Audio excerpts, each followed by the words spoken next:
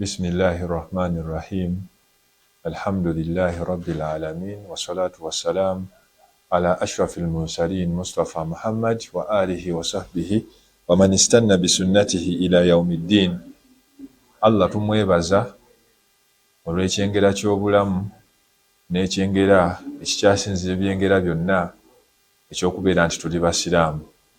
Abalungi abatulaba era abatuwuliriza, tusaanidde ffe ng'abazadde abazaala abaana okulabika nti abaana abo tubalondera amannya agakyasinza okubeera nga malungi.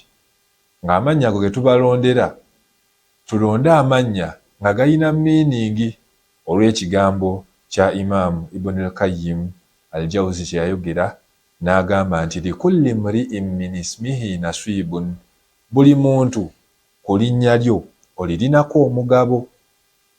Omuzadde wenna faayo nnyo okulaba nti otuuma omwana erinnya nga liri meaningful.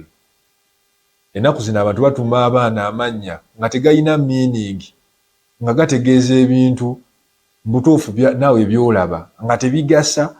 Omwana n'akula nga muzibu, asumbuwa society, naye ng'obuzibu bwava ku linnya omuzadde lye yabeera nga amutuuma. Sahabiyu ayitibwa Sa'id bun Musayyib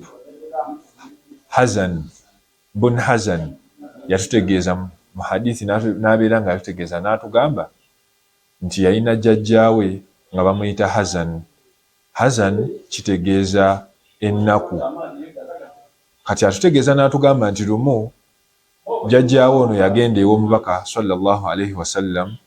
Bwe yatuukayo n'abeera nga Nabbi Muhammadin sallallahu alaihi wasallam yamubuuza nti gwani, amannya go gwani? N'abeera nga yamutegeeza n'amugamba nti ana Hazanun, amannya gange bampita Hazan. Nabbi sallallahu alaihi wasallam kyava yamutegeeza n'amugamba nti bal anta Sahlun, si gwe Hazan, erinnya lyo wandibadde oyitibwa Sahlu. Ekigambo Sahlu kitegeeza kwegamba nga si nnaku abula ssanyu, mirembe.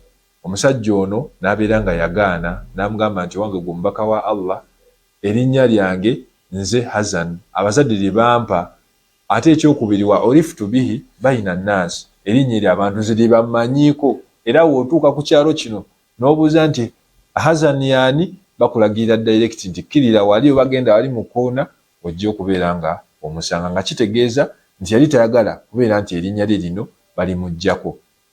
Batugamba nti fasakata alaihi sallallahu alaihi wasallam, omubaka yabeera nga asirika, omusajja ono n'amuvaako n'amuleka. Naye sahaba ono atutegeeza n'atugamba nti ebbanga lyonna twalimala mu kubeera nti tubeera mu nnaku ebiseera ebisinga obungi olw'erinnya lya jjajja waabwe lyabeera nga famire yonna ne libeera nga lyali buna, ne babeera nga babeera bulamu obukyasinza okubeera nga bwakanyigo.